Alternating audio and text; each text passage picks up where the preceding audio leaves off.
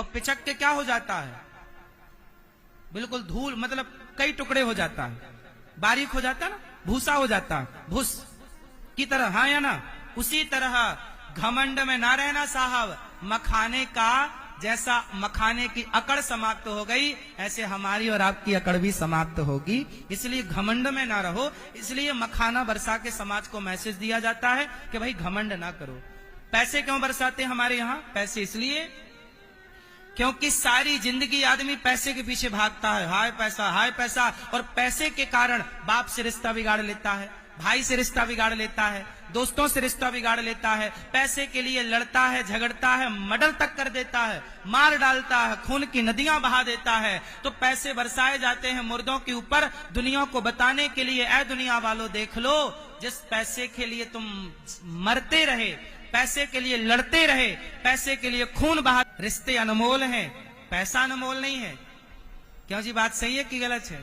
इसलिए पैसों के कारण कभी रिश्तों में खटास नहीं होनी चाहिए, रिश्तों में दरार नहीं होनी चाहिए। किसके कारण नहीं होनी चाहिए? दारी के तैने का समझ रखे हो या पहाड़ को तैने उठा रखे हो? हम सबन ने या डंडा लगाए रखे हैं, कंधे लगा रखे हैं, तो सब झूठे ही है।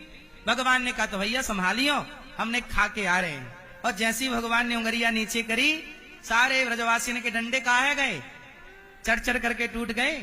हाँ, सच्चाई तो यही है साहब कि सबके सम्मान का गिरिराज, सबका पहाड़, सबका भार तो भगवान ही उठा करके रखे। ब्रजवासियों का और मान सम्मान बढ़े तो आप सबका मान सम्मान बढ़े। इसलिए गौरी गोपाल की जो सेवाएं हैं वो आप ब्रजवासियों का मान सम्मान बढ़ा रही हैं। क्यों जी, ये बात सही है कि गलत है? सही है कि गलत है? तो आप सबका आदर सम्मान बढ़ता ही रहे, सत सम्मान सदा। भगवान श्री कृष्ण तो आपको गले लगाते हैं, मन सुखा मंगल। भगवान से कहता तेरे संग कबड्डी खेलेंगे, भगवान को हरा देते हैं ये लोग कबड्डी में। को जब ठुकराया तो देवराजेंद्र को घमंड आ गया कि मेरे अमृत से बढ़ के भागवत जी हैं। तराजू में बांधा, एक तराजू बांधी, तौल कर देखा तो भागवत जी का पलड़ा भारी था। भागवत स्वर्ग नहीं दिलाती, भागवत जी बैकुंठ, भागवत जी भगवान से मिलाती हैं। कौन है ऐसा जो भागवत सुन के भगवान को ना पाया हो? कलिकाल है, इस कलयुग में हम ईश्वर तक कैसे जाएंगे? हमें थोड़ी कुछ आइडिया है, थोड़ी कुछ पता है। क्या करें भाई, हमें यमुना जी पार करना है और हमें तैरना नहीं आता, तो हम क्या करेंगे? हैं? कूद जाएंगे। सुनो, ये तो आपकी भावना है ना कि आप अपने इष्ट से इतना प्रेम करते हैं कि आप सब में ईश्वर का दर्शन कर रहे हैं। तो सीय राम में सब जगह जानी, सर्वम खलविदम ब्रह्म, निज प्रभु मैं देखे ही जगत कहीं सन करें विरोध। आप अपने इष्ट से इतना प्रेम करते हैं कि भगवान को आप सब जगह देखते हैं। ये आपकी बात है, ये आपके भक्ति की बात है। तुलसीदास जी कह रहे कि यदि आप में भक्ति है तो प्रहलाद को खंबे पर भी भगवान नजर आ गए। बोलो हाँ, बोलो हाँ, बोलो हाँ। सवाल ये खड़ा हुआ कि क्या खंबे पर भगवान हैं? तो क्या हिरण्यकश्यपु नामदेव जी को कुत्ते में विट्ठलनाथ जी नजर आ गए? नामदेव जी को कुत्ते में क्या नजर आ गए? भगवान। अरे भगवान रोटी सूखी ना लेके जाओ, घी चुपड़ के खा लो। कुत्ते में नामदेव जी को भगवान दिख गए। तो बताओ, कुत्ते तो हम लोग रोज देखते हैं गलियों में, पर हमें तो कुत्ता ही दिखता है। ये कुत्ता, चल भाग यहां से। पर नामदेव जी को क्या दिखा? बोलो बोलो मैया। अब बताइए, आप लोग भी तो गधा देखते हो ना, आप लोग भी तो कुत्ता देखते हो ना, लेकिन आपको क्या दिखता है? ये कुत्ता है। क्यों जी, क्या दिखता है? कुत्ता। लेकिन नामदेव जी को क्या दिखा? भगवान। क्यों? क्योंकि वो स्थिति नामदेव जी की है। यदि हम भी नामदेव जी की तरह भक्ति कर लें और अपने को पका लें उस भक्ति की आग में, तो हम भी नाली के कीड़े को देखेंगे ना, तो हमें नाली के कीड़े में भी भगवान का दर्शन हो जाएगा। यदि हम में सो मोहि पावा मोहि कपट छल छिद्र ना, जहां कपट है, छल है, वहां भगवान नहीं है। इसलिए कहता हूं, आप कितने लोग अपने हृदय में भगवान को बसाना चाहते हैं? आप लोगों ने अभी कहा ना कि हमारे हृदय में भगवान है, ठीक कहा आपने, लेकिन जो दास कहता है उसे एक बार समझिएगा। और दास ये कहना चाहता है कि जब तक हृदय में छल कपट होगा तब तक भगवान का वास नहीं हो सकता, और छल कपट जब चला जाएगा, हृदय में सत्य जाके हृदय साच है, प्रभु ताके हृदय आप, जब सत्य स्थापित होगा तब भगवान की स्थापना होगी। और याद रखिएगा, आपके हृदय में सत्य कब स्थापित होगा? जब भागवत सुनोगे तो सत्य स्थापित होगा, भागवत सुनोगे तो सत्य स्थापित होगा, और सत्य स्थापित होगा तो भगवान आपके हृदय में प्रतिष्ठित हो जाएंगे। कुल मिला के भागवत जी क्या करती हैं? हृदय में भगवान की प्रतिष्ठा करती हैं। हृदय में भगवान की, बोलो, राम मंदिर बना तो राम जी की प्रतिमा आई, विग्रह आया। जब विग्रह आया तब तो कोई उन्हें भगवान नहीं कहता था, पर क्या हुआ? वो स्थान पर गर्भगृह में बैठे और प्राण प्रतिष्ठा हुई। क्या हुई भैया? प्राण प्रतिष्ठा। और प्राण प्रतिष्ठा होते ही करोड़ों करोड़ों सनातनियों की आस्था राम से जुड़ गई कि मेरे राम।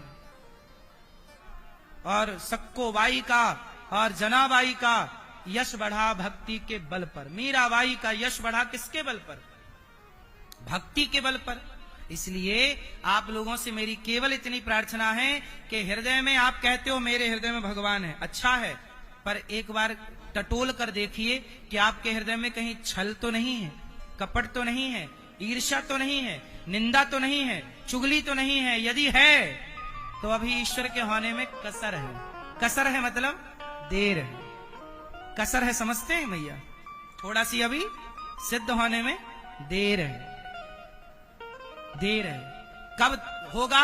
भागवत सुनो। जब भागवत अखंड सुनते रहेंगे तो आपके हृदय में भगवान की प्रतिष्ठा हो जाएगी। इसलिए भागवत सुनवाई राजा परीक्षित जी को सुखदेव जी ने, और जब राजा परीक्षित जी को भागवत सुनवाई, हृदय में भगवान प्रतिष्ठित हुए तो क्या हुआ? 7 दिन में जब तक्षक ने डसा तो उनकी दुर्गति नहीं हुई। तक्षक के पहले उनका कल्याण हो चुका था। डसने के पहले तक्षक ने तो शरीर को डसा था, बचा क्या था परीक्षित जी का? क्यों नहीं होता? आप जानते हो किसी को बेटा नहीं होता तो ना होने का कारण क्या है? क्यों नहीं होता बताओ जरा आप लोग। मैया, ओ पंचायती मैया, देखो खड़े होके पंचायत कर रही है मेरी माँ। अच्छा ये बताओ, किसी को बेटा नहीं होता तो क्यों नहीं होता? आप बताओ क्यों नहीं होता?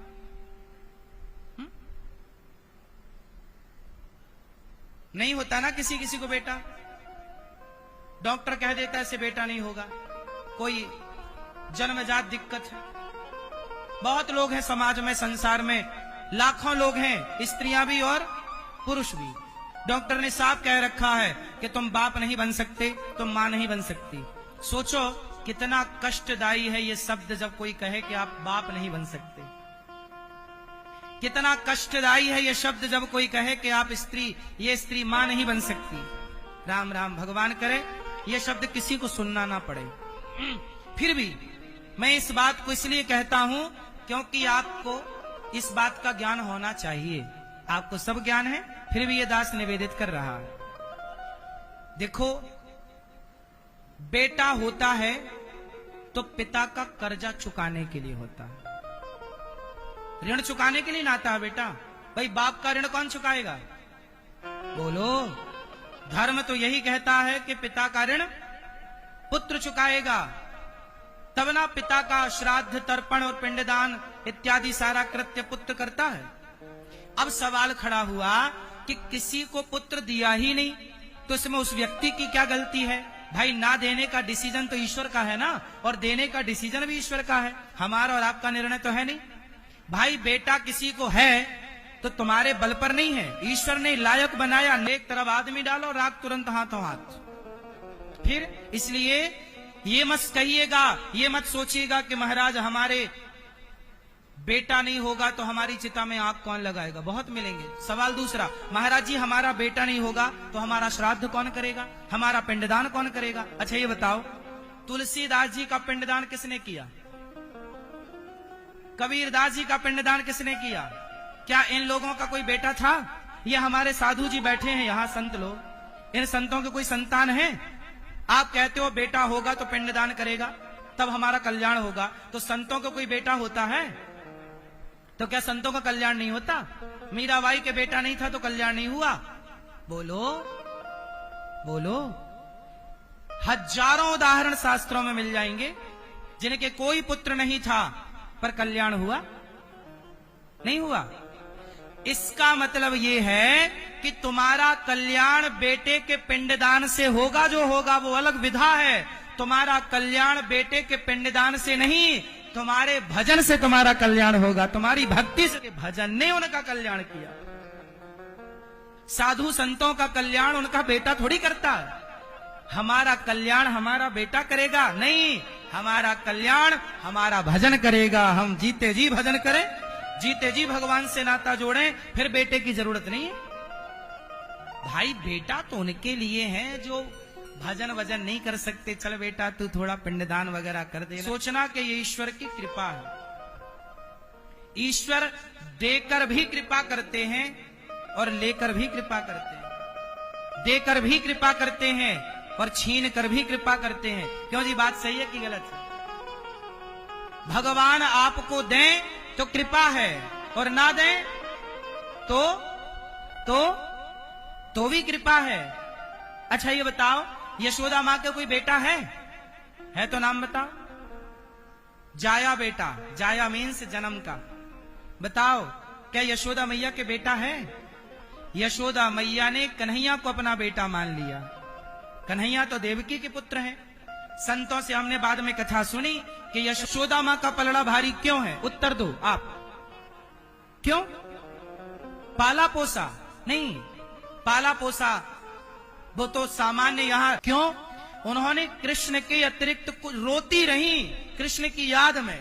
तू चला गया कोई बात नहीं, मैं रोती रहूंगी, पर कृष्ण के सिवा मैं ऑप्शन नहीं चाहूंगी। देवकी माता ने ऑप्शन ले लिया, दूसरे पुत्र, पर यशोदा मैया ने कृष्ण के सिवा और कुछ नहीं चाहा। ये माता यशोदा की अनन्यता है और भगवान इसी अनन्यता को चाहते हैं कि भक्त मेरे अतिरिक्त।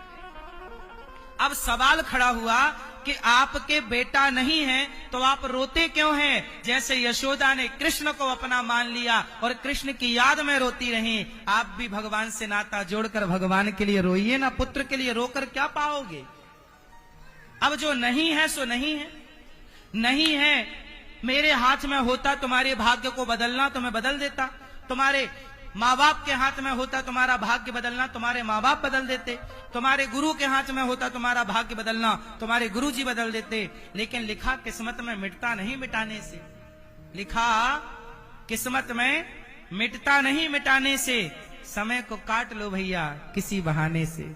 बस भगवान के हम हैं ये भाव रख लो और बेटे की याद में रोया ना करो। मैं तो भगवान की दासी हूं, मेरे तो भगवान सर्वस्व हैं, ये मेरे हैं। और भगवान बेटा दें तो खुश, ना दें तो खुश। हर हाल में तेरे फूलों से भी प्यार और तेरे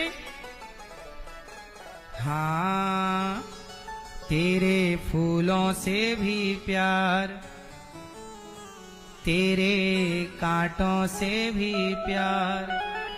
तू जो भी देना चाहे दे दे मेरे सरकार। तू जो भी देना चाहे दे दे मेरे सरकार तेरे।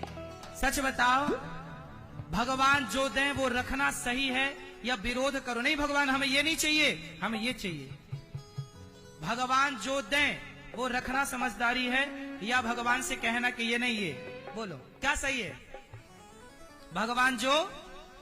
भगवान आपको बेटा देते हैं रख लो, बेटी देते हैं रख लो, नहीं देते तो भी इस भाव को रखो कि भगवान की यही मर्जी। हाँ, भगवान अमीरी देते हैं रखो, गरीबी देते हैं रखो। सुदामा को गरीबी दी, क्या सुदामा ने विरोध किया? हे प्रभु मैं तेरा इतना बड़ा भक्त हूं और तूने मुझे देख गरीब बना दिया? नहीं, भगवान चाहे गरीबी दें चाहे अमीरी दें, चाहे आंसू दें चाहे मुस्कुराहट दें, हे प्रभु सब आपका प्रसाद है। तेरे फूलों से भी प्यार। कितने लोग इस सिद्धांत से सहमत हैं कि जो ईश्वर दें उसमें प्रसन्न रहना चाहिए? क्योंकि आपका और हमारा कुछ चलता नहीं है ना। हमारा और आपका कोई बस चलता है? क्यों भैया, आप कुछ चाहते हो, जो आप चाहते हो वो मिलता है या जो भगवान चाहते हैं वो मिलता है? इसलिए जो ईश्वर दे रहे हैं खुशी खुशी रखो कि ये ईश्वर का प्रसाद है। क्यों जी, बात सही है ना मेरी माँ? मैया सुन रही हो ना माँ, या सो रही हो।